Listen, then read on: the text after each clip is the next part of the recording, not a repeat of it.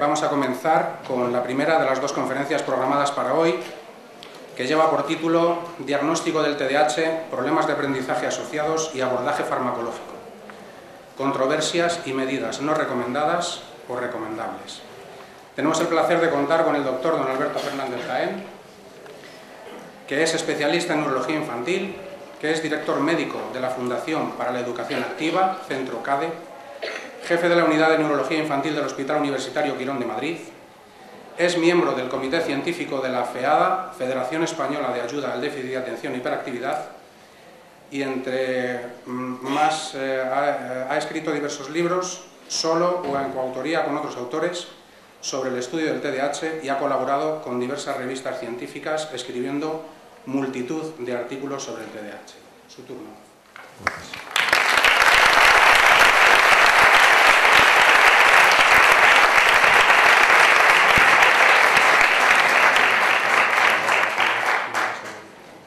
Muy bien. Bueno, en primer lugar, muchas gracias por estar aquí a todos.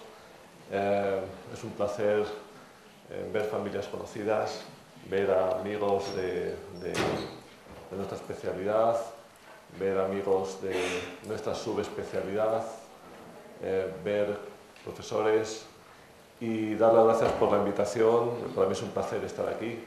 Debo reconocer, yo estoy muy saturado y debo reconocer que estoy aquí por la insistencia de dos familiares, digo familiares míos, Juan Carlos y Juli, que pertenecen a la asociación, que posiblemente sin su insistencia pues no habría sido posible mi participación hoy, no por no querer, sino por estar particularmente saturado.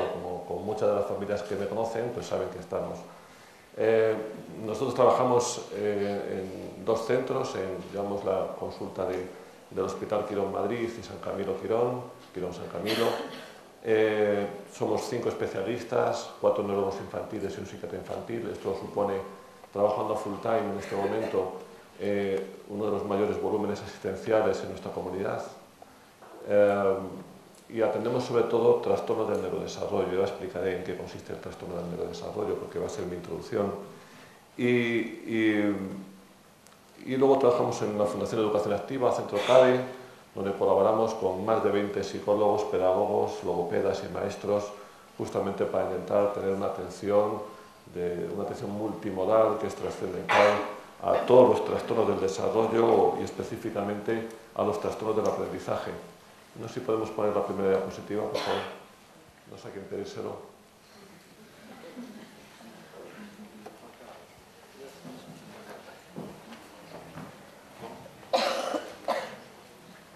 Bueno, en ese mismo sentido, no puedo dejar pasar la ocasión de lógicamente, agradecer a mis adjuntos, al doctor Daniel Martín, a la doctora Ana Laura Fernández, a la doctora Gloria López, a Sonia López Arribas, pues que me echen una mano para poder estar aquí y para poder compartir las experiencias nuestras con este trastorno.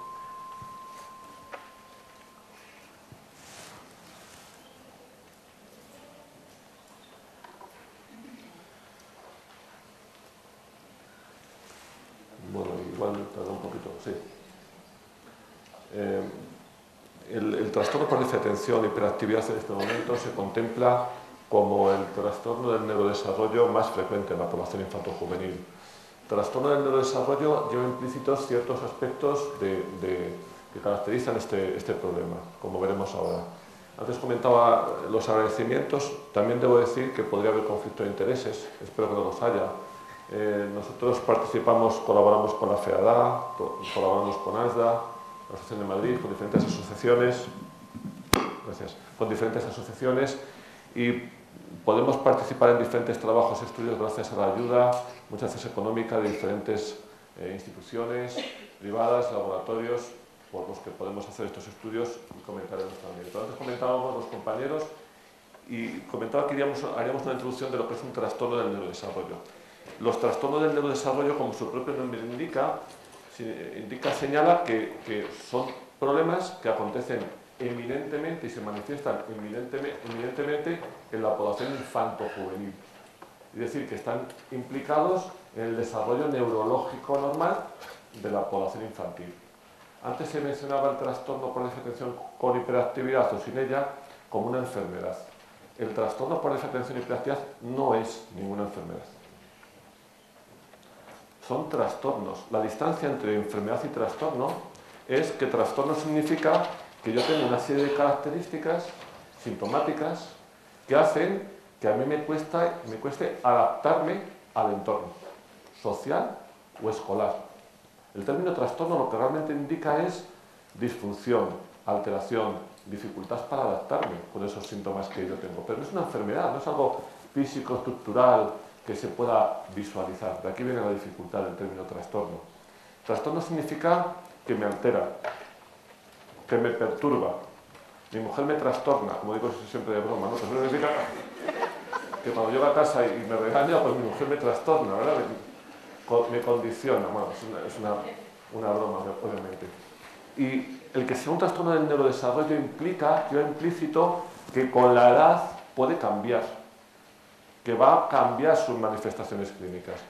Que un niño que era muy hiperactivo, a lo mejor de pequeño, con 15, 14 años, ya no lo es. Tiene grandes problemas de atención o muchos problemas ejecutivos, de organización, de planificación, pero esa excesiva intranquilidad que ese niño tenía en la infancia ha podido desaparecer. ¿Qué problema tiene el abordaje o qué dificultad lleva implícita el abordaje de los trastornos del neurodesarrollo? Que a veces separar lo que es un trastorno del neurodesarrollo de la normalidad es complicado. Especialmente cuando hay factores ambientales desfavorables. Y a veces separar un trastorno de otro vuelve a serlo. Niño que tiene un trastorno del lenguaje con un problema de lectura luego muy importante al llegar a la edad escolar que no atiende. La pregunta es compleja, no atiende porque no entiende, no atiende porque además tiene un déficit de atención, no atiende porque no quiere, no atiende porque no le motiva ya que la tarea le está resultando más dificultosa que a los demás. Por lo cual establecer bien los límites entre un trastorno y otro a veces es complejo, como veremos. Y cuanto más tardío es y más enmarañada está la sintomatología en los pacientes con un trastorno por déficit de atención y hiperactividad, más complejo es distinguir el problema nuclear. Por lo cual es muy importante que estas reuniones nos sirvan para hacer diagnósticos tempranos, porque cuanto más tempranos, menos problema, mejor calidad de vida, mejor autoestima, menos problema asociado, menor comorbilidad en este trastorno. ¿Qué trastornos del neurodesarrollo recoge la última clasificación internacional? Pues recoge estos: la discapacidad intelectual, recoge los trastornos de la comunicación, recoge los trastornos del espectro autista, el trastorno por déficit de atención, los trastornos del aprendizaje, es decir, el trastorno de lectura, el trastorno para las matemáticas, el trastorno para la escritura. ¿Cuántas familias de las que estáis aquí tenéis un niño que, aparte del trastorno por déficit de atención, resulta que la lectura no es buena, o resulta que la grafía es espantosa, o resulta que las matemáticas se le hacen muy complicadas, muy complejas? Es decir, esos problemas se asocian con mucha facilidad, y se asocian porque detrás lo que hay es un cerebro inmaduro. Y nosotros los médicos o los psicólogos estamos poniendo clasificaciones para intentar ubicar al paciente, para tener un lenguaje común entre nosotros, pero muchas veces el lenguaje es complejo porque, insisto, aparecen problemas que coexisten en el mismo individuo. Y esto realmente es un trastorno. Existe el trastorno por déficit de atención, existen los trastornos del espectro autista. ¿Por qué es importante insistir, educar y formar? Porque todos los días, todas las semanas, leemos en no sé qué periódico, en no sé qué dominical, en no sé qué, que esto es un fraude, que esto no sé qué, publicidades, de que los tratamientos los dejan a los niños colgados, cuando lo que estamos utilizando son tratamientos que no son sedantes. Todo lo contrario, de hecho, como veremos después. Bueno, pues toda esta información, muchas veces, muchísimas veces, sin ningún tipo de sustento científico ni de evidencia clínica, la estamos viendo de forma reiterada en la literatura que vemos en Internet, en la literatura periodística. Hace 3 o 4 años leía un artículo que decía el 33% de los niños holandeses está diagnosticado de trastorno por déficit de atención y hiperactividad y toman anfetaminas para su abordaje. Yo no sé si el 33% están diagnosticados de TDAH, espero que no, pero no puedan tomar anfetaminas porque son ilegales en ese país.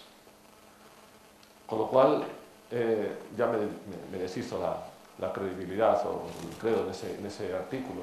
Hace 6-7 años, un periódico, no voy a decir el periódico que fue, ¿no? Nos hizo una entrevista al doctor César Soutullo, a la Universidad de Navarra, muy dedicado al déficit de atención y a mí. Y el titular de aquel artículo fue: el 18% de los chicos con trastorno por déficit de atención y hiperactividad son drogadictos. Y yo llamé al periodista y dije: oye, esto no lo he dicho. No, lo ha dicho su colega. César es mi amigo mío. Entonces le llamé también: oye, César, ¿te has dicho esta barbaridad? Me dijo: no, estoy igual de enfadado que tú, yo no he hecho nada de esto. Y volví a llamar al periodista y me dijo: claro, es que si pongo lo que ustedes dicen, esto no impacta a nadie. Bueno, ¿por qué es importante tener ese lenguaje común? Es importante tener un lenguaje común porque los que nos dedicamos a atender por diferentes disciplinas o desde diferentes vías el trastorno por déficit de atención y hiperactividad debemos tener una opinión sustentada en la evidencia científica. Me da igual si es un profesor, si es un médico, si es un psicólogo, un psicoanalista, lo que sea. Y esa opinión tiene que estar sustentada en la evidencia, en la experiencia y en la profesionalización. Desde el mismo instante que uno de estos profesionales establece opiniones en relación a la creencia, al rumor o a la eminencia, que no evidencia, la opinión se convierte en un prejuicio. Y en el momento que tengo un prejuicio, la opinión tiene la misma validez que la que podemos encontrar con el fontanero que viene a casa a arreglarnos una tubería. A mí no se me ocurre opinar de Alzheimer, porque yo no sé de Alzheimer fuera de los problemas que tiene mi madre. Ni sé, ni quiero saber. Bueno, porque me gustaría saber todo, pero no tengo experiencia para opinar sobre Alzheimer. Puedo opinar con mi hermano tomando un café, pero no se me ocurre ponerme un micrófono para hablar de Alzheimer si no tengo experiencia en el momento, insisto, que utilizamos estos profesionales y estos profesionales tienen la misma validez en su opinión.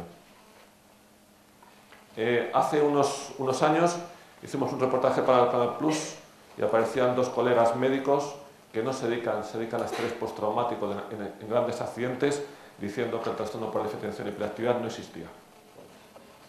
Yo de verdad no sé de estrés postraumático. Si recibo un paciente con estrés postraumático, se lo mando a un psiquiatra especializado. No tengo ni idea, ni sé, de nuevo, ni me quiero dedicar a. Con lo cual no opino ni atiendo. En el momento que una persona sin la especialidad y la experiencia en estos problemas opina, se convierte en un prejuicio, porque es una opinión como la que puede darnos, insisto, cualquier otro profesional de otras labores. Pero cuando yo cojo un micrófono, esa opinión puede tener un peso inadecuado. Yo soy del Real Madrid, lo reconozco, y hablo de Madrid, y critico al Barça. Y cuando el Madrid no gana, también critico al Madrid. Y critico al entrenador. Joder, vaya mierda, la elección nos ha hecho este cambio, lo critico, pero no cojo un micrófono como comentarista deportivo porque no lo soy. Y cualquier entrenador me diría: pero es que tú no tienes ni idea. Eso es exactamente lo mismo. Bueno, ¿existen realmente estos problemas? Yo siempre digo lo mismo. Decir que no existe el déficit de atención es una barbaridad. Igual que decir que hay personas que leen mejor y leen peor. Si es que todas las variables biológicas se distribuyen en una campana de Gauss, y hay gente que es más bajita, de aquí, y hay gente que somos más altos, y hay gente más inteligente y gente menos inteligente, y hay personas más gorditas y personas más flaquitas, y hay personas que leen muy bien y personas que son disléxicas, y hay personas que tienen una capacidad de atención brillante y hay personas que tienen una capacidad de atención bajas.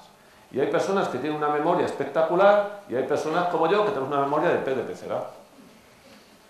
Bueno, mi mujer dice que tengo memoria para lo que quiero, a lo mejor es verdad, puede ser. Pero lo dice mi mujer, ¿no? Pero decir que hay un porcentaje de la población importante que tiene problemas para atender, para concentrarse, para controlarse, negar eso es un absurdo. Luego lo podemos llamar como queramos, lo podemos llamar síndrome de Fernández-Jaime, lo podemos llamar el síndrome por déficit de atención del hospital, lo podemos llamar como nos dé la gana. Pero aquí hay una población que tiene realmente problemas. La pregunta es dónde poner el punto de corte. Esa es la pregunta del millón. Pero igual que hay bajitos, hay inatentos. Igual que hay altos, hay hiperatentos. Y eso lo podemos valorar, lo podemos analizar en estudios estructurales, cerebrales. Es a lo que nosotros nos dedicamos. La mayor parte de mi investigación, que comentábamos antes, nosotros lo hacemos sobre todo en los aspectos genéticos y egonométricos, pero lo hacemos para investigar, para estudiar.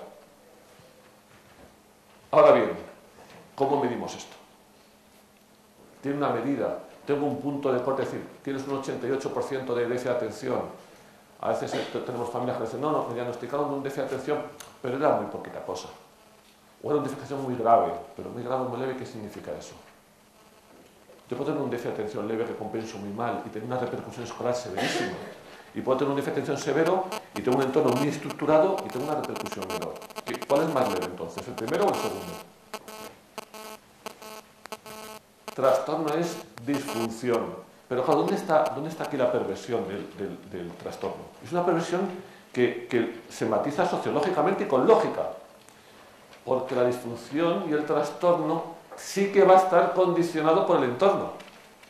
Si yo tengo un entorno que me entiende bien, escolar, familiar, el trastorno va a ser mucho menor para mí. Pero si ese entorno familiar y o escolar es más tóxico para mí y yo no soy capaz de adaptarme, la disfunción va a ser mucho mayor. Con lo cual aquí subyace la necesidad de una intervención, de un apoyo en las familias y en las escuelas muy importante. Soluciones. Bien, podemos poner tratamiento farmacológico, tratamiento pedagógico, tratamiento psicológico o ningún tratamiento. Si la solución es mucho más fácil que esta. El 80% de nuestros pacientes vienen a nuestra consulta porque están teniendo problemas en las escuelas. 80%. Exactamente el 78%. La solución es sencillísima. ¿Usted no quiere poner este tratamiento a su hijo? Desescolarícelo. Ya le hemos dado solución. Le hemos dado una solución sociológica. Le sacamos a los niños de las escuelas. ¿Qué os parece la solución? Una solución estupenda, magnífica. ¿Que resulta que en la familia genera muchos problemas? Pues lo sacamos también de las familias si hace falta. Lo mandamos al campo a pescar peces, que eso es muy digno. Lo mandamos al monte a cuidar los montes, que es muy digno. Ahora bien, queremos que nuestros hijos sean felices en el entorno que les toca vivir, pues vamos a poner todo lo que esté a nuestro alcance para esa adaptación de ese crío. Y en unos casos serán medidas escolares, en otros casos serán medidas familiares, en otros casos serán ambas, en otros casos serán tratamientos. Vamos a verlo. Trastorno, marcada repercusión. La clasificación internacional dice que tiene que haber repercusión en el entorno escolar o social. Y la autoestima. Y la calidad de vida. ¿Quién de aquí tiene hijos con déficit de atención? Levanta la mano. Bien, tengo la solución para todos vuestros hijos. Aquí no están los chavales, los pobres, para ver si esta solución les va a gustar o no. La solución es muy sencilla. Cuando salgan de clase, le vamos a poner un profesor particular. 6 horas todos los días y 12 horas los no lectivos. ¿Ya está? Ya lo hemos solucionado. ¿Qué apoyo psicológico ni hostias? No hace falta. Tratamiento médico, pero qué barbaridad si se soluciona con un profesor 6 horas al día. Esta es la perversión de estos trastornos. Que efectivamente ciertas medidas ambientales pueden compensar transitoriamente, eso sí, cargando la calidad de vida y la autoestima del individuo, indudablemente. Es un trastorno con una carga hereditaria altísima. El término heredabilidad se analiza analizando a los gemelos. Si un gemelo, no mellizos, gemelos. Si un gemelo es alto, generalmente el otro gemelo es alto. Si un gemelo es bajo, el otro gemelo es... Si un gemelo tiende a ser gordito, el otro gemelo tiende a ser gordito. No siempre, pero todo esto, cuando son gemelos y no mellizos, se cumple. La heredabilidad en la talla está en torno a 0,9. Y la de los trastornos del desarrollo muy similar. El trastorno por defecto está en 0,88. Es decir, cuando un gemelo tiene un déficit de atención, el otro gemelo también. Una heredabilidad enorme. Con lo cual, negar esa evidencia clínica es negar nuestra práctica diaria. ¿Por qué? Porque muchas veces vemos en la consulta a un padre que dice: si yo fui igual que mi hijo. El mismo problema, así igual de canuta. Lo que pasa es que eran otros tiempos. Mi padre me zurraba, el profesor me tiraba el borrador. ¿Os acordáis de aquellos borradores que nos tiraban? Tenían madera detrás. Y es verdad que yo tenía a don Antonio que me daba para la regla y decía que en su promoción hubo muchos médicos porque él impregnó esa forma de enseñanza. O por la cura, o por no sé, porque también yo veo crear muchos deportistas, ¿no? De esgrima, no lo sé. Bueno, es una broma, obviamente. A lo que me refiero es que la heredabilidad de estos trastornos es realmente alta, lo cual está indicándonos que es una población diferente, pero no una población patológica ni anormal, es una población diferente. Y la diferencia poblacional hay que defenderla. Es la defensa de la diversidad educativa, es la defensa de la diversidad poblacional. Yo muchas veces recuerdo a mi consulta, yo siempre he sido un friki. Sí, yo lo recuerdo, yo era un desgraciado, ¿no? Con 10, 12 años a mí no me gustaba el fútbol, es que yo era muy malo jugando al fútbol. Y yo estaba en un colegio que era un filial de un equipo de fútbol. Entonces todo el mundo jugaba al fútbol y yo no. Y a mí me gustaban los bichos y destriparlos y cogerlos, y cogía lagartos, me los fui a casa, los abría, tal y cual, una tortura. Mi madre, la mujer, estaba espantada, aquella mujer, ¿no? Yo soy un hombre empático y me preocupo a la gente y me preocupo de mi trabajo y la gente que me conoce por los pacientes me preocupo por ellos. No me hace ser un tío raro, pero era diferente. Y otros que son diferentes porque les gusta mucho el fútbol, son muy habilidosos, a los cuales yo envidiaba. Pero yo siempre he dicho que cuando yo trabajaba en La Paz, pues entró una señora a la que yo considero muy guapa, que me ha dado 3 hijos, que le gustaban los frikis. Si yo no hubiera sido un friki, pues mi mujer no me habría elegido. Tenemos que defender la diversidad poblacional, debemos defender la diversidad educativa. Y detrás de un chico con un trastorno por déficit de atención, con hiperactividad, tenemos chicos hipercreativos, tenemos chicos hiperinteligentes. Cristian hace 2 semanas, un lunes, me contaba: doctor, es un chico que está haciendo ADI Derecho. Me decía: doctor, menos mal que usted me cogió a tiempo, tal. Yo sin usted, tal cual, los estudios. Digo: no, hijo, tú la habrías llevado, a lo mejor te habría costado más. Pero claro que yes we can, claro que se puede. Lo que pasa es que es un camino más difícil, en el cual tenemos que intervenir todos. Vale. Genética compleja,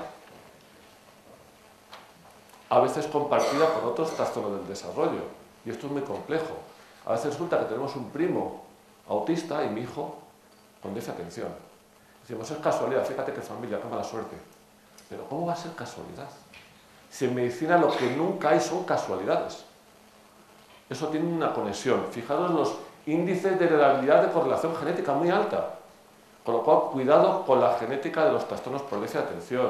¿Por qué? ¿Por qué es genético? Porque cada vez conocemos más la estructura, las proteínas que intervienen en la conexión neuronal.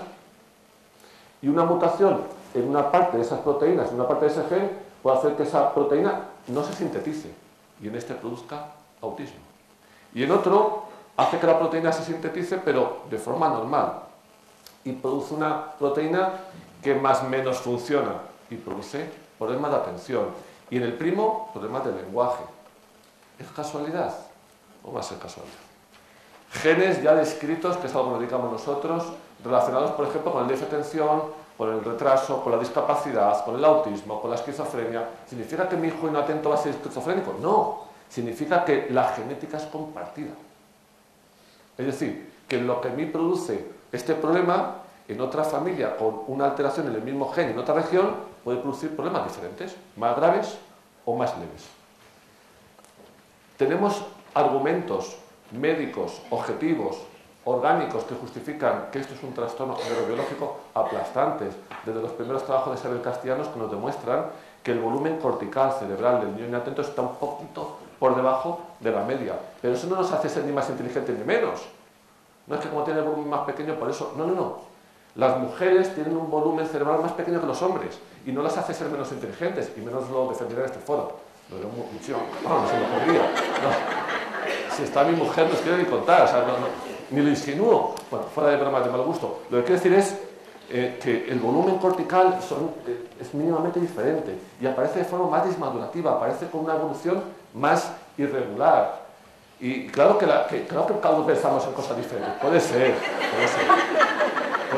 Esto ya lo habéis visto mucho, ¿no?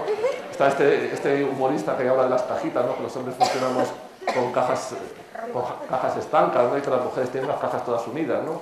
Que los hombres tenemos una caja del nada. A mí eso me gusta mucho, ¿no? Que haces nada, ¿no? Pues porque los hombres somos diferentes. Y el desarrollo cortical es diferente. En el individuo que no tiene un déficit de atención resulta que aparece un desarrollo cortical muy eminente del lóbulo frontal y se va desarrollando hacia la parte posterior, y el lóbulo frontal es el que dirige mi orquesta cerebral, es el que dirige mis funciones. Y en el inatento, al revés. Aparece una sobreactivación de las regiones posteriores para compensar el mal funcionamiento de las regiones cerebrales anteriores. Es un desarrollo cortical asimétrico. Son diferentes. Y esto lo vemos también en nuestros estudios. Para complicar la situación, pues tiene muchos problemas asociados. No es infrecuente encontrarnos un chico capaz de tener un trastorno negativista desafiante, o una niña que tiene un trastorno por ansiedad, un niño que tiene un trastorno específico de lectura, una niña que tiene un trastorno específico de aprendizaje para las matemáticas, y la chavala las pasa canutas con la medicación porque nadie ha tipificado el problema matemático. Entonces, medicación, apoyo, pero espera, que esta niña tiene problemas en mates, que hay que poner un apoyo específico, un refuerzo específico en esa asignatura. ¿Y cuál es la frecuencia? Pues por independencia del país que elijamos, en torno a un 5%. ¿Cuántos niños están escolarizados en primaria y secundaria en Ávila? ¿Sabéis? ¿Más o menos? No. Debemos contar que debemos tener un 5%. Cuando se habla de sobrediagnóstico, a mí, yo me rajo. Que si estamos con una cifra de diagnóstico en Castilla y León, digo Castilla y León porque hay un trabajo al respecto, en torno a un 1%. Luego significa que del 5 al 1 hay un 4, es decir, estamos con un diagnóstico por debajo del 20%. Lo que sí que es cierto es que vemos diagnósticos incompletos. Y lo que sí que es cierto es que en cuanto hay intervención de un psicólogo, un médico, un pedagogo, un psiquiatra, un neurólogo infantil, un pediatra, puede haber mal diagnóstico, obviamente, pero vaya en todo. Yo seguro que hago mal diagnóstico, estoy segurísimo. Intento que el volumen sea el menor posible, intento hacerlo lo mejor posible, pero seguro que fallo en mis diagnósticos. Es posible que yo tenga más errores diagnósticos de déficit de atención que mi mujer, que es pediatra. ¿Por qué? Porque mi volumen de atención al déficit de atención es mayor. Mi mujer no atiende. Cuando hay un déficit de atención se lo manda al especialista, con lo cual ya no va a fallar.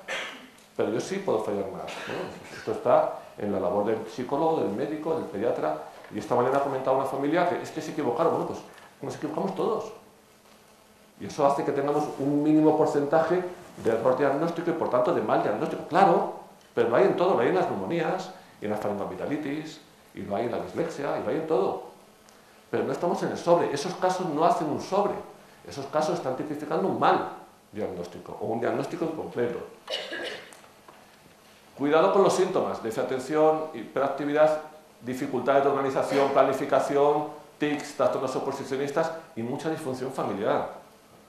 Sentimiento de culpabilidad, estrés, sobresaturación. Hay un libro de la Asociación de Madrid que se llama Testimonio de madres de niños hiperactivos. No es de padres, sino de madres. Porque España sigue siendo de las madres. ¿Algún padre opina lo contrario? No. Comorbilidad. Fijaros cuántos problemas pueden aparecer asociados. Pero como hay docentes, ¿quién de aquí es docente, psicólogo, pedagogo, por favor? No voy a preguntar nada, no voy a preguntar nada. Bueno, a lo mejor sí, ya ahora se toma la foto. Hasta el 56% en un estudio europeo, aparte del déficit de atención, tenían otros problemas de aprendizaje. Tenían una dislexia, o un trastorno visoespacial, o un trastorno del razonamiento. Si yo no tipifico esto, empezamos mal la historia. ¿Por qué? Porque estoy abordando el déficit de atención de forma exclusiva y el chaval se me atasca en lengua y en inglés, pero que se me atasca, y cuando empiezan a aparecer los problemas matemáticos se me atasca en las instrumentales. Vaya médico que en manos de no sé quién y sigue yendo fatal los estudios. Sigue yendo fatal porque no hemos tipificado otros problemas asociados. En este momento para mí es el problema más importante del diagnóstico. Dificultad de lectura, de cálculo, de coordinación. ¿Cuál es la realidad? Que la mayor parte de los pacientes, como decía antes, vienen por dificultades escolares. Esta es la realidad. Luego significa que la intervención en el colegio es absolutamente imprescindible. Repetir curso, un 25-30% según series. Esto es un trabajo doméstico. Cambio de colegio, fijaros cuántas veces condiciona el cambio escolar a las familias. Una vez es porque la familia entiende que el niño no está bien atendido en ese colegio, otras veces porque desafortunadamente el colegio invita a buscar colegios que van a atender mejor a tu hijo. Esto no es una crítica escolar, por favor, bajo ningún concepto. Todo lo contrario, yo creo que, lo comentaba antes fuera, yo creo que los profesores es un colectivo admirable, yo creo que infravalorado, a los que las sociedades hemos quitado mucho peso, desafortunadamente, educativo, y eso hay que recuperarlo. Pero lo que quiero decir con esto es que tenemos que engranarnos, que tenemos que engranar el colectivo familiar con el colectivo escolar y con el colectivo de atención a la salud mental. Me da igual llamémoslo psicólogo, me da igual llamémoslo médico, neurólogo, me da igual pediatra, me da igual. El motivo del cambio, fijaros, un 15% de la familia se sintió claramente y constante y persistentemente invitada a cambiar de centro. Apoyos, con mucho apoyo intraescolar, pero fijaros, hasta un 65% con apoyo extraescolar. Entonces, cuando desde alguna escuela o cuando otra familia dice, no, es que tu hijo lo que le falta es estudio. Hicimos un estudio en calidad de vida.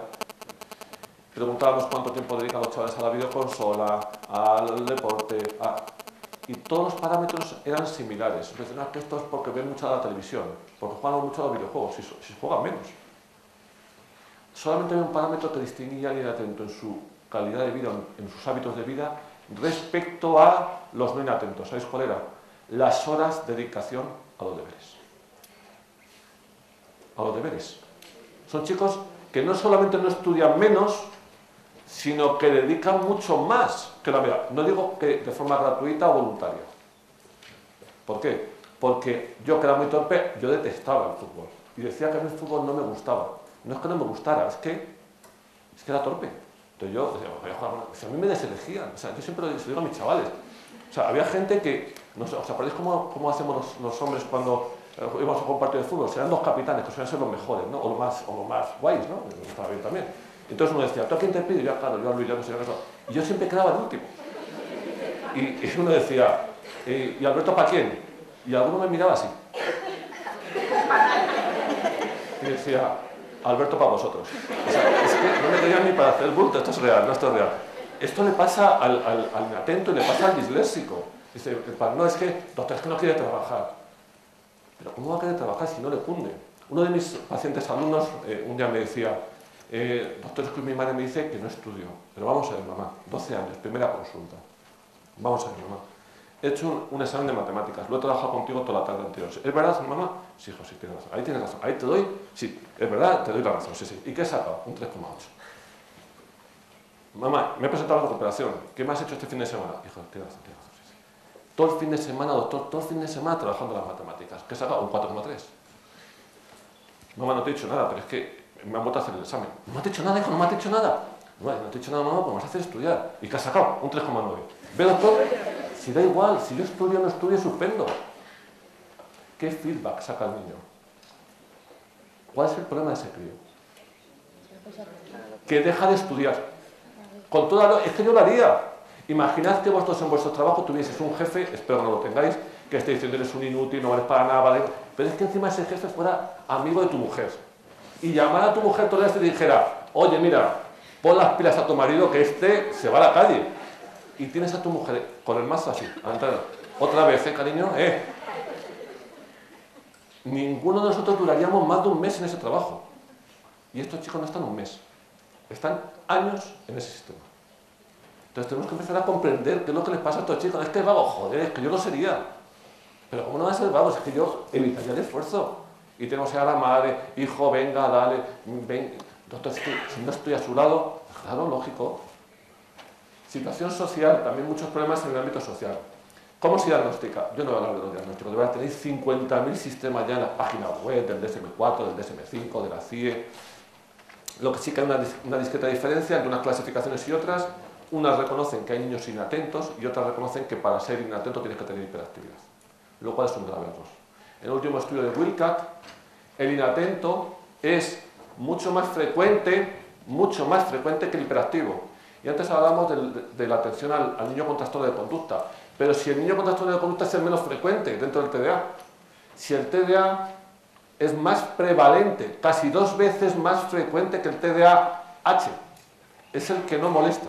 Y es el que nos llega con 13, 14 años ya en secundaria al hombre asfixiado, que no puede con su alma, desanimado, que no quiere estudiar, que dice que no vale. Y cuando le pegas un empujón y le pegas un poquito de ayuda, su perfil cambia, empieza a responder fenomenal y empieza a tener intereses superiores. Oye, pues a mí me gustaría ser médico, me gustaría ser psicólogo, me gustaría ser... y cambia su forma de pensar. Cuidado con el inatento, especialmente con la inatenta. Para el diagnóstico, ¿qué debemos hacer? Recoger los síntomas. Con todo mi respeto para las familias, es lo menos relevante y podemos coger esos síntomas con cuestionarios. Pero el cuestionario no hace el diagnóstico, por favor. Si el diagnóstico lo vamos a hacer con un cuestionario, lo tenemos chupado. Si no hace falta especialista. Ponemos el cuestionario de Conners o el del TDAH, lo ponemos en el OLA. Y si usted rellena las cruces y tiene más de 6, vaya urgentemente al médico a que le medique. El cuestionario es una orientación de los síntomas. Hicimos un estudio en 412 críos, en el cual preguntamos a papá, mamá, 3 profesores, y cuando el chico era mayor, de 12 años, le pedíamos a él que se autoevaluase. ¿Sabéis cuál era el grado de concordancia? 2%. Tan solo en 2 de cada 100, más o menos la opinión era similar. 2 de cada 100. Los cuestionarios no sirven para el diagnóstico. ¿Por qué no sirven? Yo os voy a animar a que lo hagáis en casa. Los papás, yo quiero que cogéis un cuestionario y lo rellenéis hoy viernes por la tarde, de cómo ha estado vuestro hijo en este último mes, o en estos últimos 3 meses, o en estos últimos 6 meses. Me da igual que esté medicado o que no. Quiero que dejéis pasar 1 hora. Cojáis todos esos cuestionarios y los volváis a rellenar. Y ha cambiado. Fijaros a Carlitos, siempre pongo un ejemplo estúpido. Carlitos va con un cuestionario que le ha dado mamá para que lo rellene. Para rellenar a la profesora. Esto lo habéis visto, ¿no? Los cuestionarios. Y vamos con un cuestionario a la profesora. Y Carlitos ese día tiene un buen día. Simplemente ese día. Y dice, mire doña Carmen, que mi mamá me ha dado esto, para que usted cuando pueda me lo rellene. Y no hay prisa, pero si usted me lo rellena hoy, pues fenomenal, porque me ha dicho que si usted me lo da hoy, mejor que mejor. Entonces, doña Carmen dice, joder, que bien está Carlitos. Ya tiene una semana mejor nefasta, pero ese día está mejor. A Carlitos, que ese día tiene el mal día, porque es la última hora de clase, tiene que sacar la hoja del cuestionario del fondo de la mochila, que va con un chicle pegado, y según lo saca, se rompe un cacho de la hoja. Y como ya está tan nervioso y con tanta ganas de terminar, irse para casa, ¿qué le dice? Oye, Carmen, mira tú, que me ha dicho mi madre que esto, y además que lo necesitas porque ya, porque me voy de clase ahora mismo. Ese cuestionario se va a rellenar de una forma radicalmente diferente. El cuestionario es una orientación, no tiene ninguna validez diagnóstica. Recogida de síntomas, sí. Los síntomas tienen que estar presentes tempranamente. Y cuidado, tiene que haber una repercusión marcada. Que también estamos viendo niños que efectivamente son muy inatentos o son muy intranquilos, llegan a la consulta, pero socialmente se manejan de maravilla y curricularmente van muy bien. Eso no es un TDA. Pero si es que ese no es el sentido de la medicación, si es que eso, quiero decir, si fuera por eso, ¿por qué no nos lo tomamos todos? El tratamiento no selecciona al inatento, 88% de individuos mejoran su atención y su rendimiento con tratamientos psicoestimulantes. De individuos, no he dicho TDA, he dicho individuos. Cogemos por las mañanas, cogemos una fluoxetina para estar un poquito contentos, un lesatin para estar tranquilos, un poquito de metilfenidato para estar atentos, productivos. Por si acaso me va a doler algo, me tomo un ibuprofeno, así paso el día lo mejor posible, y si tengo un hábito estreñido le pongo un poquito de laxante. Y todos los días contento y atento. El tratamiento se indica si hay una disfunción, si hay una repercusión, si el chico lo está pasando mal. Y hay que preguntar al crío qué tal lo está llevando. Descartar otros trastornos que pueden simular un trastorno por desatención. A veces hay síntomas. Este es uno de mis pacientes que dice, doctor, es que yo saco 0 hasta la lotería. Me tocó participar en la lotería y yo saco 0 siempre. O sea, dice, pero es que salí del periódico por una anécdota. Y todo el mundo me decía, cambia, dale la vuelta al número, dale la vuelta al número. Y se lo dio así, ¿no? Este es un tío simpaticísimo, llevo años con él.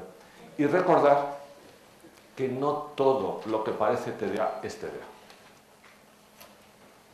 Quiero decir, podemos tener chicos con trastorno de conducta, podemos tener chicos con trastornos generalizados del desarrollo, trastorno del espectro autista, complicados, que tienen buena competencia intelectual, que no se centran, pero aparte tienen otras cosas. Podemos tener chicos, como yo establezco a veces, con bajo perfil psicoeducativo, donde, bueno, pues en casa no hay unas pautas. Pongo un ejemplo. Uno de mis pacientes es el hijo de un banquero que se casó ya de mayor con una mujer atractiva, lógicamente joven, con perdón, lógicamente para los banqueros, pero joven, y se quedó embarazada ella y al poco tiempo pues dijo, mira, chato, tú por tu lado, yo por el mío, a mí me das un dinerito todos los meses y yo vivo con el niño y tal. Bueno, y cada uno, que yo socialmente lo entiendo, que cada uno haga su vida, hace sus elecciones y este chaval, Carlos, me decía, Alberto, es que, con perdón, ¿no? ¿Cómo quieres que yo esté bien si es que mi madre es una puta? Con perdón, por el término. Y yo, Carlos, no sé, dice, hombre, pero es una barbaridad. No, pero la madre estaba allí, ¿eh? No, pero es que esto es inadmisible. Es que mi madre ya no se fía de mí. Y como no se fía de mí, me deja en el rellano de la escalera hasta que ella llega. Digo, de trabajar, y dice, ¿qué va a hacer? No trabaja. Hasta que ella llega por la noche de estar con sus amigos. Entonces la madre matiza. Bueno, es que a mí me gusta mucho la noche. Pero ¿a qué hora llega? Bueno, es que hay noches que llego a las 4 o 5 de la madrugada. Y la pregunta siguiente dice, ¿y qué hace Carlos hasta esta hora? Pues se queda en la escalera del bloque hasta que yo llego. Y a esas horas abro la puerta y entramos en casa.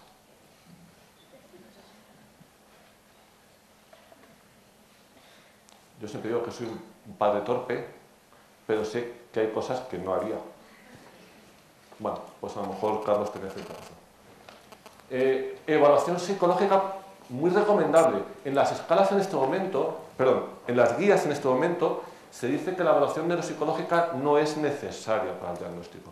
Todos los que me conocen, porque han estado en mi consulta, saben que yo la pido siempre. Siempre. ¿Por qué la pido siempre? Porque me habla del potencial cognitivo. Me dice si ese chico, aparte de déficit de atención, tiene garantía de ir con más o menos comodidad. Pero sobre todo lo pedimos para saber si hay algún problema de aprendizaje asociado. O sea, alguien viene del Quinto Pimiento, tenemos familias de Perú, de Chile, de México, de Inglaterra, y van a venir a mi consulta y yo digo, no, me da un poquito de atención, dale un poquito de esto y me cuentas en un par de meses. No, que hacer un buen diagnóstico, prefieres perder tiempo, hacer un buen diagnóstico y a raíz de ese buen diagnóstico hacer un traje a medida terapéutico. Y si voy a diagnosticar un trastorno por déficit de atención, ¿qué significa déficit de atención? Se lo pregunto a mis pacientes, ¿qué significa déficit de atención? Que la atención es deficiente, que es baja. Y si yo mido la inteligencia de un individuo, y es esta, y la atención es maravillosa, su capacidad de atención es maravillosa, ¿esto tiene pinta de déficit de atención? Yo ahí digo, espera, a ver si me estoy equivocando, que esto tiene pinta de atención, pero la evaluación neuropsicológica me dice que esto va por otros derroteros. Revalúalo, no sé que te estés comiendo un diagnóstico de otra cosa. Lo que pasa es que hay que medir bien la inteligencia y hay que medir bien la atención. Y hay que tener instrumentos adecuados para medir bien la inteligencia y la atención. Los test de cancelación de corta duración, tipo de 2, etcétera, no sirven para nada.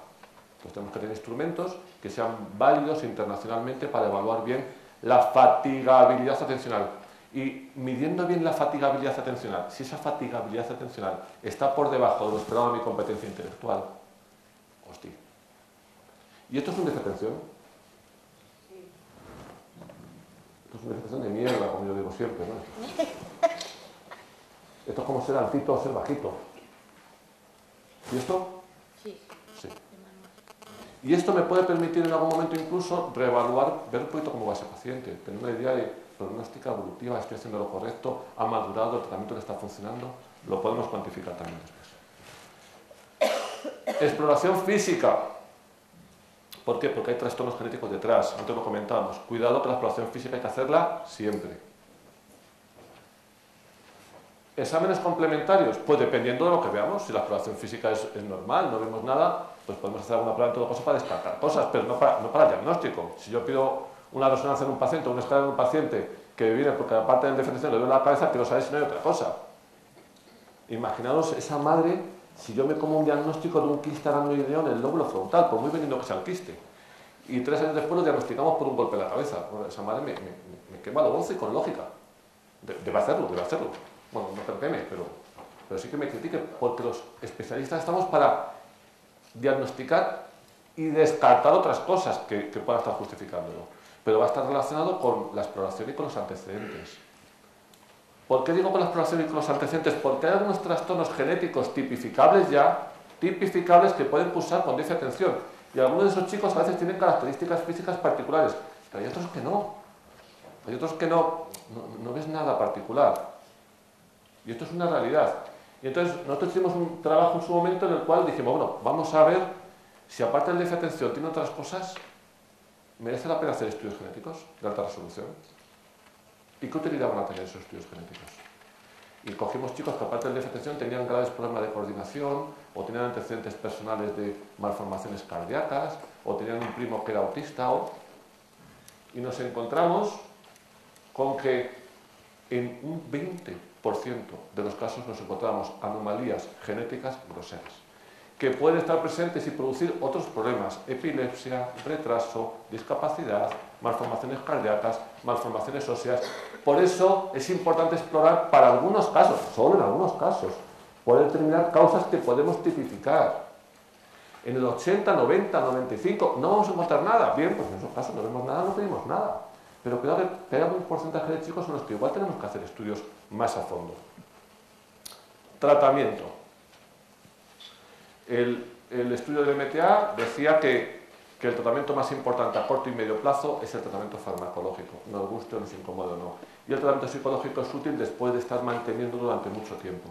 Este estudio se hizo a 3 años, un seguimiento a 36 meses, en el cual los que recibían tratamiento psicológico recibían tratamiento psicológico 1 hora al día. O sea, un tratamiento psicológico intenso, y al cabo de 3 años se constató su eficacia.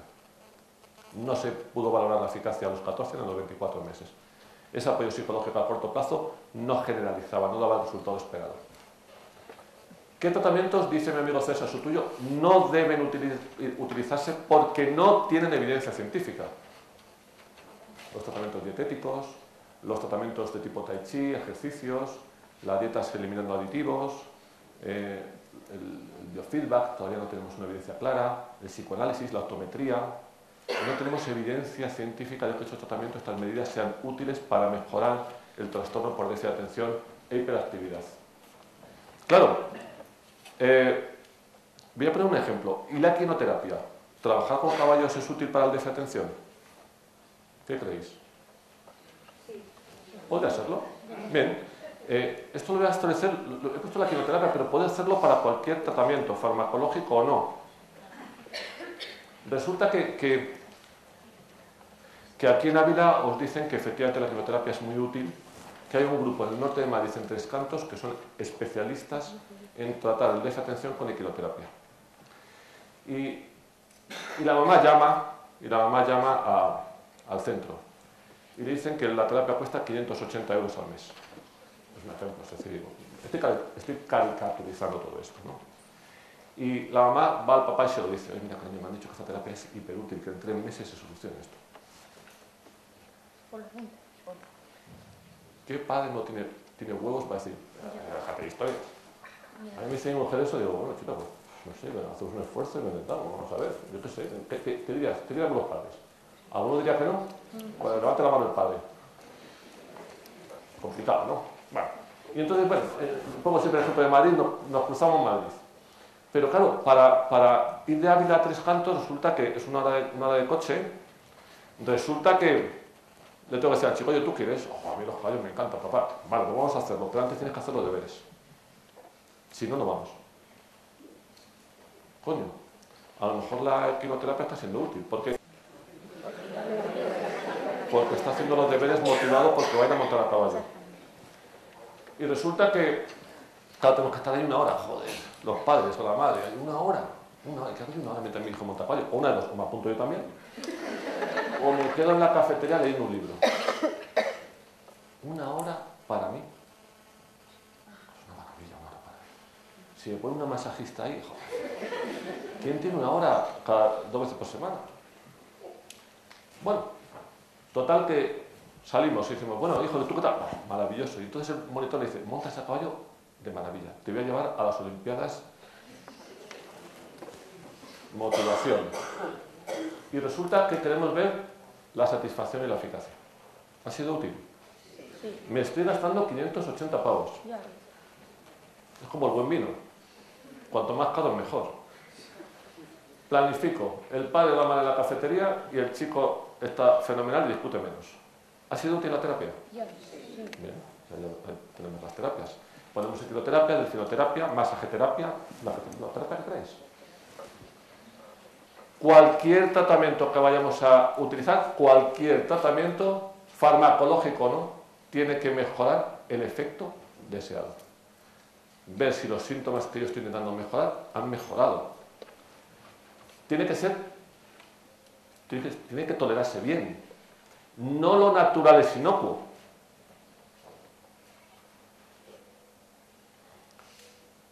En la primera reunión de neuropsicología, de la sección de neuropsicología de Madrid, les puse un ejemplo. ¿Quién aquí era pedagogo?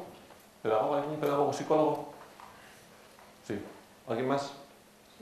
En aquella reunión le dije, mira, perdón que llegué tarde, acabo de recibir un paciente con un déficit de atención y una dislexia del copetín. Y le he dicho, mira, déjate de logopedas y pedagogos y gilipolleces, tómate esta pastilla y a currar, tío. ¿Qué os parece? Bueno, aún tengo una quemadura aquí porque me rociaron de gasolina y me prendieron, ¿no? Toda la realidad, ya están los médicos. No me preguntó ninguno la edad del paciente. 17 años. ¿Con 17 años rehabilito la lectura? No. Con 17 años tengo que salir del paso, como sea. Si vas mal en lengua y en inglés, tío, ponte un profe. Pon apoyo, pide ayuda en el cole, pero no rehabilitamos la dislexia ya con 17, 18 años, porque no es rentable. No es que no sea útil, es que no es rentable. Es que vas a dedicar un montón de tiempo para que el niño repita curso fijo. Lo natural no es inocuo, o no tiene por qué serlo. Tiene que ser específico, científicamente contrastado, contundente y constante en el tiempo. Lo que vayamos a elegir, farmacológico o no farmacológico. Y recordar a las familias y también a los colegios que no todo va a mejorar con lo que hagamos, que hay cosas que son propias del propio chaval. ¿Y existe la vacuna sal de esta casa soborrón? No, pues la vacuna no existe, señor. No, hay cosas que no vamos a mejorar. Entonces yo tengo familia que me dice, doctor, es que se sigue peleando con su hermana. Digo, mira, vete a mi casa. ¿Sabéis?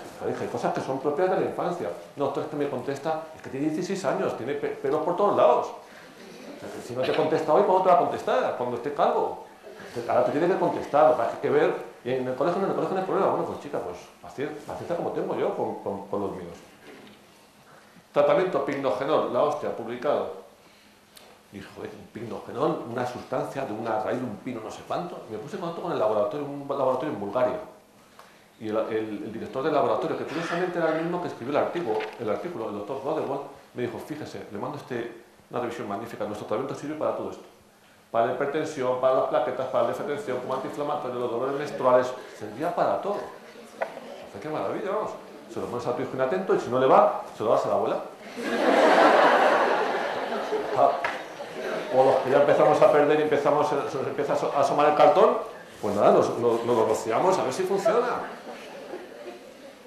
Y esto está publicado en una revista internacional a nivel médico. Obviamente, siempre hay un señor que lo analiza después y dice, no, mira, hemos estudiado esto en otros estudios y resulta que esto es una tomadura de pelo.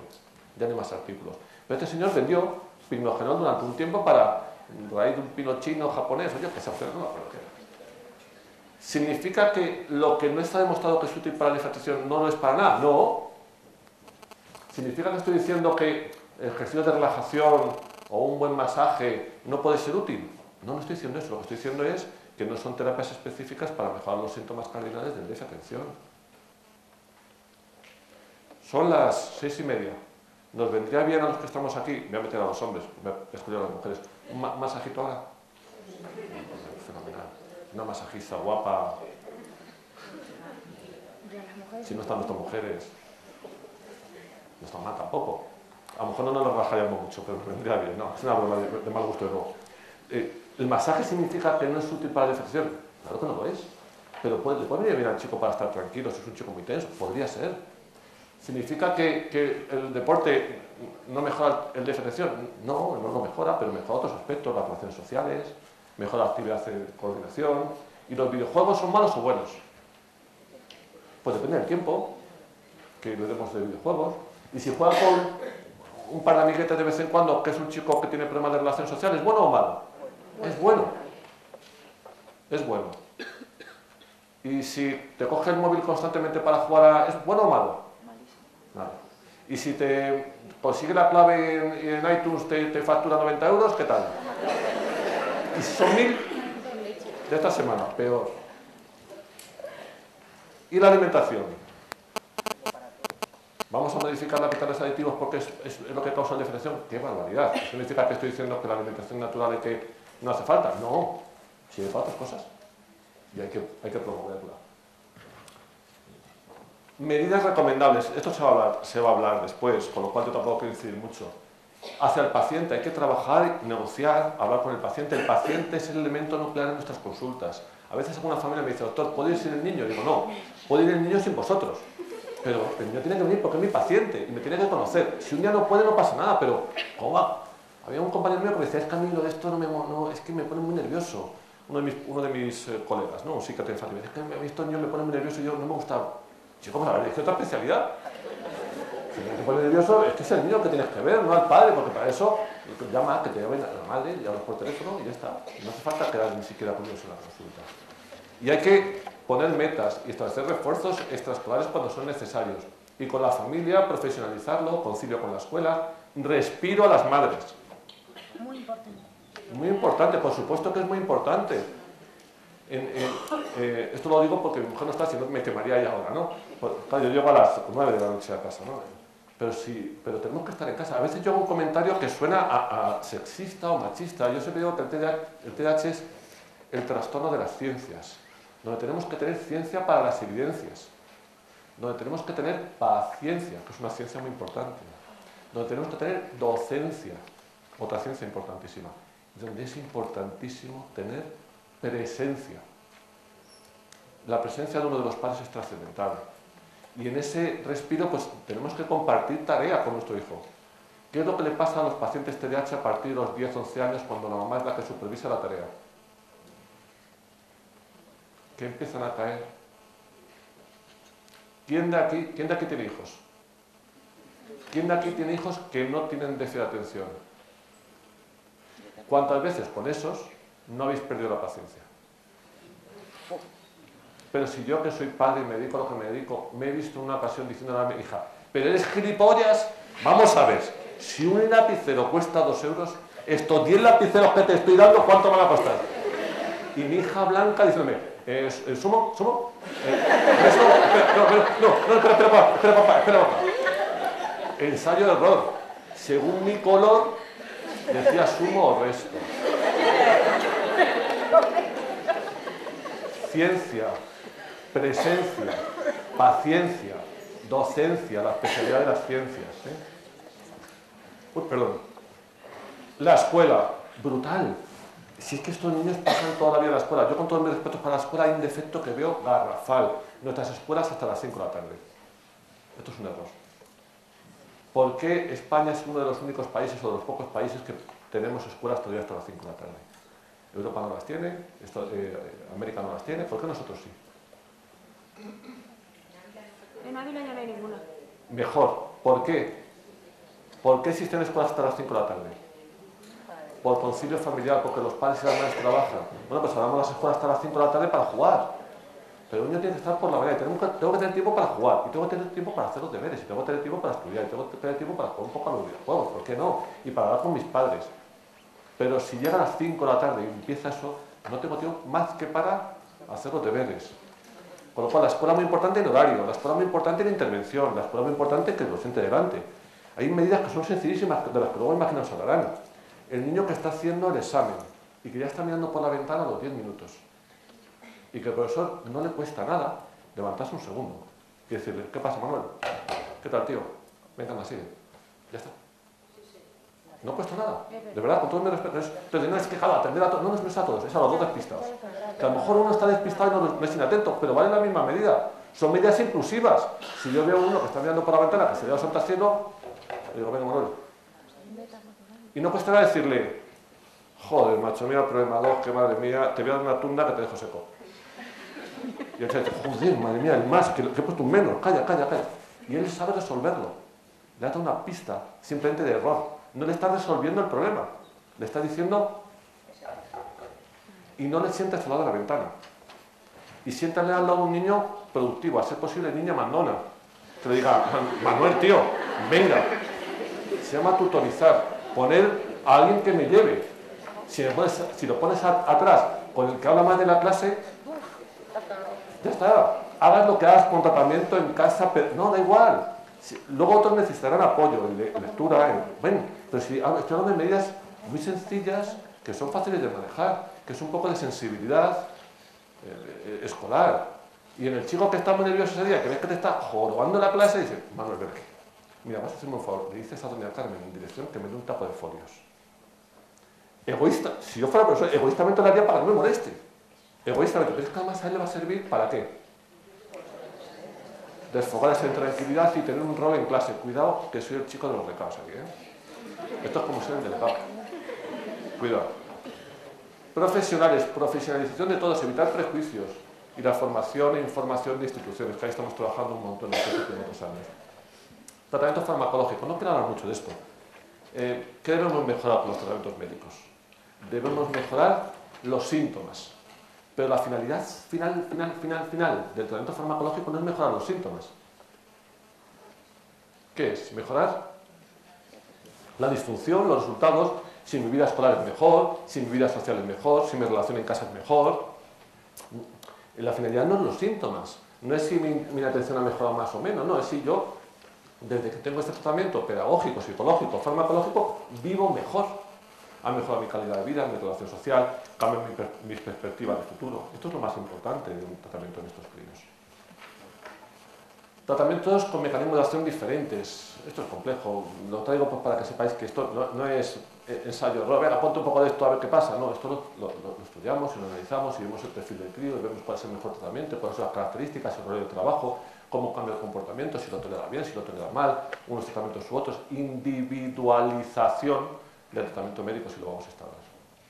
Mecanismo de acción son tratamientos que actúan eminentemente en la activación del lóbulo frontal, que es el que os contaba, que casualmente, mira por dónde, es inmaduro en estos chicos.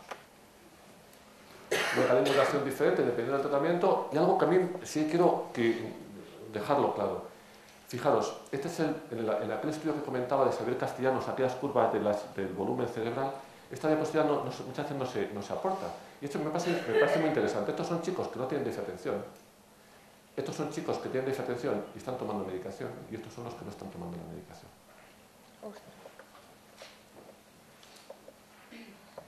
Entonces, cuando yo escucho a una colega en un centro de salud próximo a nuestro hospital decir que el tratamiento farmacológico produce atrofia cerebral, que se carga las neuronas. No os quiero ni contar cómo me pongo. Esto es otro trabajo de Shaw, de Philip Shaw. Igual, y esto es un trabajo nuestro, igual. Ya hay en este momento 8 trabajos que demuestran que el tratamiento farmacológico sostenido normaliza, voy a entrecomillar, porque a mí lo de normal, no normal, yo soy, por eso es Friquilandia, pues yo soy anormal, que normaliza esas diferencias estructurales de los niños con déficit de atención. Áreas que mejoran, fijaros, áreas muy implicadas, como decíamos antes, en lóbulo frontal, la atención, en procesos de atención selectiva y lectura, y en control inhibitorio, en el control emocional. ¡Qué casualidad! Mejora el espesor cortical, particularmente en las regiones hacia donde va dirigido el tratamiento, y qué casualidad de nuevo, que son las áreas que son más inmaduras en los niños con trastornos por déficit de atención y hiperactividad. ¿Y por qué se produce ese fenómeno? Pues no lo sabíamos. Yo siempre he defendido que ese efecto bioquímico llevaba en sí el que el niño estaba más atento a su entorno, y al estar más atento al profesor, al entorno, a las relaciones sociales, al lenguaje, era lo que mejoraba ese crecimiento cerebral al estar más estimulado por mi entorno. Y yo no creía que el tratamiento pudiese mejorar el trofismo directamente, sino creía que era un mecanismo indirecto. Me ha dejado un poco más a... Este año pasado aparece un trabajo muy interesante, todavía en un volumen pequeño, en el cual un grupo demuestra que el tratamiento favorece la liberación de una sustancia que se llama BDNF, que es el factor neurotrófico cerebral. ¿El factor? Factor neurotrófico cerebral. Aumenta cuando el paciente está medicado. ¿Qué significa esto? Pues que de alguna manera parece que está favoreciendo que aparezca una normalización estructural cerebral cuando el paciente está bajo la medicación, más rápida que cuando no está con la medicación. Luego, ¿debemos quitar el tratamiento los veranos? No. Antes decíamos que no por los síntomas, pero hay que pensar que tampoco no por la madurez cerebral. Yo también. Pero yo estoy aquí para deciros lo que debemos hacer. Lo mismo con tratamientos no psicoestimulantes. Tratamientos tenemos muchos. Unos están tratados con Rubifen, Medicebral, Medikinet, Equasin, Concerto. Hay muchos tratamientos. Y hay muchos tratamientos porque hay muchos niños con diferenciación y cada uno tiene su tratamiento. Y a lo mejor un tratamiento que me va muy bien hoy, mañana lo estoy cambiando porque necesito cambiarlo por el perfil que tiene ese crío en ese momento. ¿Cuál es el mejor tratamiento de todos estos? El que mejor le va al chaval. Metilfenidato, de los más históricos, eficacia contrastada, de diferente duración, potencia importante, tamaño de efecto, que es como nosotros establecemos la eficacia de los tratamientos, en torno a 0,7, 0,8, una potencia muy alta, que mejoran los síntomas cardinales, que mejoran las conductas de estos chicos, potencialmente, que pueden mejorar el razonamiento matemático al mejorar la atención, que pueden mejorar el rendimiento lector al mejorar la atención, que pueden mejorar la escritura al mejorar la atención. Digo puede, pues no vaya a la vida, ¿no? Ya está, chupado, no. Sí, hay chicos que sí, chicos que no. Con diferentes sistemas de liberación, unos de acción corta, muy fáciles de administrar, muy baratos, pero de acciones demasiado cortas, los utilizamos solamente como refuerzos. Otros de liberaciones medias, que duran hasta el mediodía, Medikinet, Equasin. A partir de las 3 de la tarde, el efecto se va. De 3 a 4 y media, ya. Y a partir de las 5 no funcionan. Tenemos que tenerlos en mente. No funcionan, no duran toda la jornada escolar. Y luego tenemos el concepto del que hablaremos ahora y matizar. Para los que están tomando Medikinet o los que están tomando Equasin. Medikinet y Equasin no es lo mismo. O tomamos Medikinet o tomamos Equasin, uno les vendrá bien unos, otro les vendrá bien otros, pero no se puede cambiar de uno en otro porque son diferentes, no son ni parecidos. Uno tiene mucho más efecto por la mañana, a primera hora, y el otro tiene más efecto a mitad de mañana. Y hay chicos que necesitan más efecto al principio y hay chicos que lo necesitan más después del recreo, porque vienen muy descentrados después del recreo. Dependiendo del crío, utilizas uno u otro. Y luego está el Concerta y el famoso genérico, que no es genérico. El laboratorio no dice que sea genérico de Concerta, el laboratorio dice que es bioequivalente, que es parecido. ¿Significa que es peor? No, yo no estoy diciendo que sea peor. Yo digo que es diferente. Y si yo tomo el de Sandoz, que es bioequivalente, y lo tomo siempre, pues estupendo. Y si tomo el Concerta y lo tomo siempre, pues estupendo. Pero no un mes me tomo Concerta y el mes siguiente me tomo el de Sandoz, porque entonces no sé qué, iba a decir, ¿qué coño? ¿Qué narices estamos haciendo? Porque son tratamientos parecidos, pero no iguales. Curvas diferentes del tratamiento. Esto lo tenemos que tener los médicos aquí para saber cómo estructurar, cómo hacer ese traje a medida. Vale. Y luego hay un grupo de pacientes que les ponemos tratamiento, la familia te dice que no ha mejorado los síntomas, revisas el diagnóstico, es un claro inatento, mires cómo está su capacidad de atención con la medicación y su capacidad de atención ha mejorado brutalmente. Pero sin embargo en el colegio no se ve. Y esto ocurre en un 5%. La pregunta es en esos casos si a lo mejor las expectativas de la familia de la escuela eran diferentes. Y el tratamiento está haciendo lo que le toca hacer, pero el chico no estudia. O si aparte de la diferenciación hay otro problema que la familia esperaba que iba a mejorar y no va a mejorar ese otro problema. Y en esos casos que ha mejorado tanto cognitivamente debemos quitar la medicación. Yo tengo mis dudas, fíjate. No lo tengo claro. Lo que hay que revaluar es qué está pasando ahí. ¿Por qué la cognición ha mejorado y sin embargo el chico no mejora en su rendimiento, en su vida, en su calidad de vida, en su comportamiento? Es que a lo mejor hay otros factores. que no van a mejorar al cambiar la medicación. ¿Qué factores nos van a predecir si la medicación va a funcionar o no? Si es inatento. ¿Cuáles son los factores de mejor pronóstico? Antes de ir a esto, ¿cuáles son los factores de mejor pronóstico en el déficit de atención? Ser chica. Lo siento. ¿Cómo no, verdad? Ser competente intelectualmente. Presencia familiar. Y estructura familiar. Ausencia de problemas conductuales o de aprendizaje asociados. Y respuesta al tratamiento médico. Y los indicadores de respuesta al tratamiento médico, los inatentos suelen responder mejor que los combinados. Cuando hay ansiedad o depresión, mala cosa. Cuando la madre tiene un trastorno por el no el padre, cuando la madre tiene un TDAH, cuidado que eso genera un mal pronóstico porque España está en manos de las madres. Los países desarrollados están en manos de las madres. Aspectos farmacogenéticos, y fijaros de nuevo lo que vuelve a aparecer aquí. Tener una baja capacidad de atención para mi inteligencia. Qué casualidad, joder. Resulta que este es el que responde bien y este es el que no responde bien. ¿Por qué este responde peor? Porque a lo mejor no es inatento. Tengámoslo en la cabeza. A lo mejor sí, y la evaluación no está bien hecha, pero cuando yo veo esto que les decía antes, que me replanteo el diagnóstico, digo, hostia, cuidado. El diagnóstico temprano trascendental, bueno, esto no lo voy a comentar, que es más complejo. Cuidado que les hace drogadictos, no.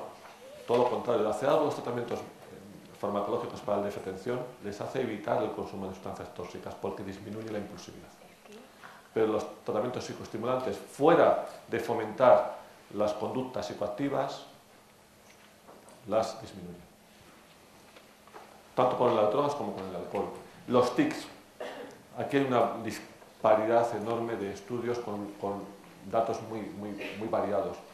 Yo cuando tengo un chico con tics no me corto si lo tengo que poner en tratamiento médico, pero sí que advierto que cuidado que hay que vigilarlos porque tenemos chicos que los tics mejoran y tenemos chicos que los tics empeoran. Hay que controlarlo. La talla. 50.000 estudios. No condiciona la talla. Puede repercutir en el peso. Yo estaba a punto alguna vez de tomármelo antes de los veranos, pero a mí no me quita el apetito ni Cristo. Con lo cual no. Yo soy, como dice mi mujer, de los que cena y recena. Cena y receno. Pero la talla no la repercute. ¿Qué repercute en la talla? La genética. Entonces, claro, con todos mis respetos, me llegan dos papás bajitos y me dicen, no, es que mi hijo no crece pollo. Mira, claro, parece que yo soy un soberbio, ¿verdad? Gigantón, tal. Es que esto no tiene nada que ver con el tratamiento, de verdad, se lo juro por Dios, que esto a lo mejor hay que empezar a pensarse si a lo mejor la talla familiar podría ser un factor de contribución, y no interfiere. Claro, luego la talla es paradójica, ¿no? Yo tengo 3 hijos y la mía mayor ha sido durante mucho tiempo, ya no, pero ha sido durante mucho tiempo la más bajita de clase. Y los 2 pequeños son de los más altos de sus clases. Pero claro, que mi mujer mide los 60. Y mi madre también. Entonces, cuando está mi mujer delante, pues digo que la culpa la tiene mi madre, pues claro, la genética es la genética. Y cuando no está mi mujer delante, pues insinúo otras cosas. Es un tratamiento absolutamente seguro a nivel cardiovascular. Los ajustes están plenamente limitados y no se deben poner dosis ni altas ni dosis bajas, hay que poner dosis normales.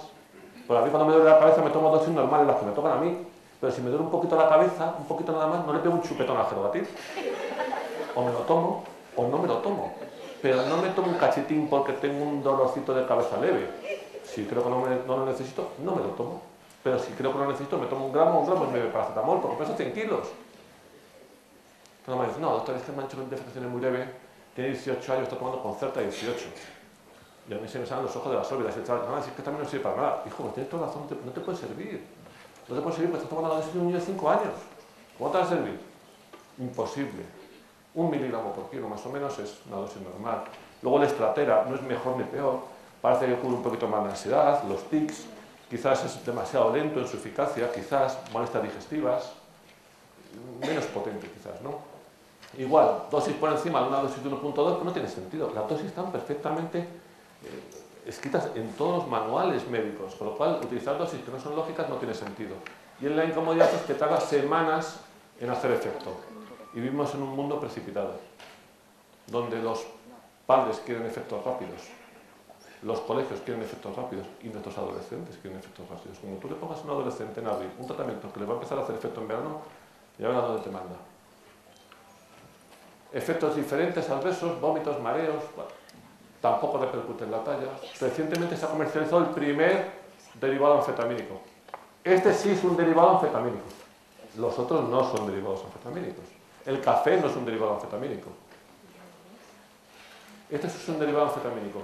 Pero es un profármaco sin potencial de abuso, porque se metaboliza en el glóbulo rojo. Efecto muy estable, muy potente, muy seguro. 2 veces más potente que los tratamientos anteriores. No es mejor ni peor, es 2 veces más potente. Si yo necesito potencia, tengo que recurrir a este. ¿Significa que es mejor? Si el paciente va mejor, sí, pero si a mí me va peor o no lo tolero, es un tratamiento peor. Se puede disolver, la administración es muy fácil, es el tratamiento que es más potente y más duradero en el día. Una eficacia en los síntomas y en el aprendizaje hasta de 13 horas.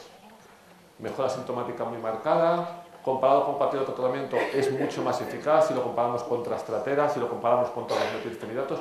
Eso no le hace mejor, le hace ser más eficaz y más duradero. Y a lo mejor ese exceso de duración, a lo mejor hay un chico que le afecta el sueño y es peor para él, porque no descansa bien y tengo que buscar el otro. Con unos efectos adversos muy similares al Concerta u otras medicaciones. ¿Cuándo se indica el Elvanse? El Elvanse se indica cuando la respuesta inadecuada al tratamiento está presente. La pregunta es, ¿eso qué narices es? Respuesta inadecuada. Aquí cada uno lo interpreta de una manera. Pues que hay muchos síntomas todavía, que el chico lo está pasando mal en sus comportamientos o en su rendimiento, que tengo que estar tomando muchas cosas y muchos tratamientos para poder tener una vida normal, porque pongo dosis normales y no acaban de funcionar. Y eso ocurre en 2 tercios de los pacientes, con lo cual tenemos que tener en la cabeza que buscar esos tratamientos a nivel médico que sean útiles cuando son necesarios. Y en los estudios comparativos, los tratamientos psicoestimulantes son más eficaces que los no psicoestimulantes. Y entre los estimulantes, los más potentes, nos guste o no, son los derivados anfetamínicos. ¿Significa que es el mejor? No, significa que son más potentes. Hay un término que es la remisión. Cuando el paciente se encuentra sin síntomas. Pues dentro de los metilfenidatos, el tratamiento gold estándar para la remisión de los síntomas es el Concerta, el tratamiento de acción más larga. ¿Es el mejor? No, es el que con más probabilidad va a hacer remitir los síntomas.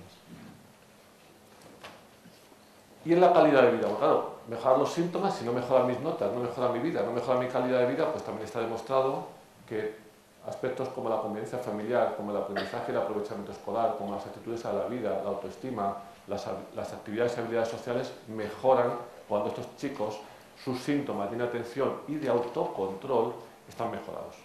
Obviamente, es lógico. Cuidado con, a veces, el efecto encontrado y sobrepasado de la inhibición social. A veces hay chicos que dicen, mira, que yo cuando tomo esto es que me convierto en un muermo. Pues hay que entenderlo y hay que ver si hay otras opciones terapéuticas para ese paciente. Tú no le puedes fomentar un problema al chaval. Entonces tú tienes que buscar ese tratamiento con el que el chaval se sienta cómodo, no con el que la familia y la escuela se sientan cómodos, con el que el chaval se encuentre cómodo.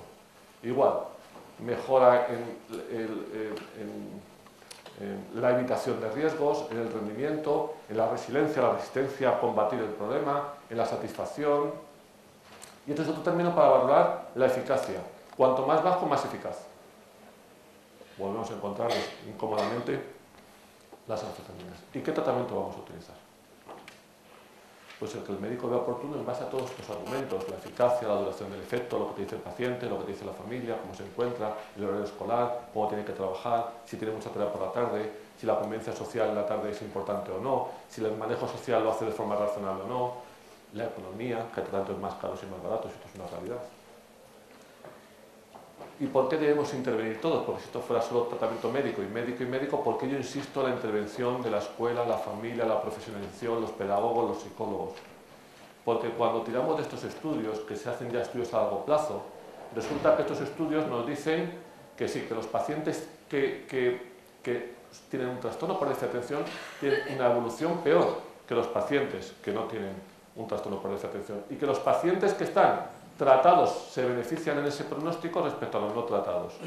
Pero cuando se analiza el beneficio a largo plazo resulta que mi relación social mejora, mi autoestima mejora, mi nivel académico mejora, pero hay aspectos que todavía no están mejorando, como es el nivel ocupacional, como es el meternos en jaleos, en líos, porque esas variables son necesariamente, es necesario que esas variables estén intermediadas por el entorno, la aceptación y la adaptación, y eso por mucha medicación que utilicemos no va a mejorar, es necesaria la intervención familiar y escolar. Y hay aspectos en los que podemos mejorar, para mejorar la adherencia a los tratamientos, pues utilizar tratamientos que sean cómodos, que se toleren bien por el paciente, que sea mucha comorbilidad tratado, y comunicar a la familia que esto es un trastorno, que esto no es una invención, porque como la familia sea la primera que dice, el viejo es un vago, esto, ya lo hemos jorobado, porque ese padre o esa madre va a estar diciéndole a su hijo que él lo que es un vago y que no necesita ningún tipo de ayuda, que lo que necesita es un sartenazo, que yo a veces lo recomiendo en mi consulta, que algunos de mis pacientes me van a denunciar. Para terminar, recordar que es un trastorno, no enfermedad, del desarrollo, que tiene un origen biológico marcadísimo, que tiene una prevalencia del 5%, que tengamos cuidado con los inatentos que se escapan. Yo creo que se escapan no porque los queramos cazar, que se escapan porque lo pasan muy mal, que tienen síntomas cardinales y síntomas asociados a función ejecutiva, problema de planificación, sentido del tiempo. Son muy desejecutivos, son muy desordenados. ¿Quién tiene aquí hijo con TDA? No hija, hijo. ¿Cómo se quita vuestro hijo los zapatos? Lo voy a dibujar. Encima del armario. Sí, así justamente. ¿Cómo se quita una hija no TDA los zapatos? Sí, totalmente. No me dice, ¿qué coño le hace atención? ¿Tú lo crees es un guarro? No, eso es TDA. Lo que pasa es que eso no va a mejorar con la medicación. Me he explicado, ¿verdad? Sintomatología. Diagnóstico complejo. Esto no es un cuestionario X para arriba, X para abajo. Diagnóstico complejo que requiere cuestionarios, ¿vale? Pero prefieren neuropsicológicos, la exploración neurológica, las pruebas médicas dependiendo. Pero incluso a veces nos toca hacer pruebas médicas muy complejas, muy complejas. Tratamiento no médico, que tengan evidencia científica. Tratamiento médico siempre y cuando el chaval lo esté pasando mal. No la familia, insisto siempre, el chaval, los rendimientos sean muy bajos, la calidad de vida, las tardes sean espantosas, la convivencia con otros amigos, la convivencia en casa. Numerosos tratamientos, vigilancia de la eficacia y de la tolerancia y seguimiento estrecho. No es un tratamiento y que venga el paciente en 4 años, eso no sirve para nada. Y con esto he terminado. Muchas gracias a todos.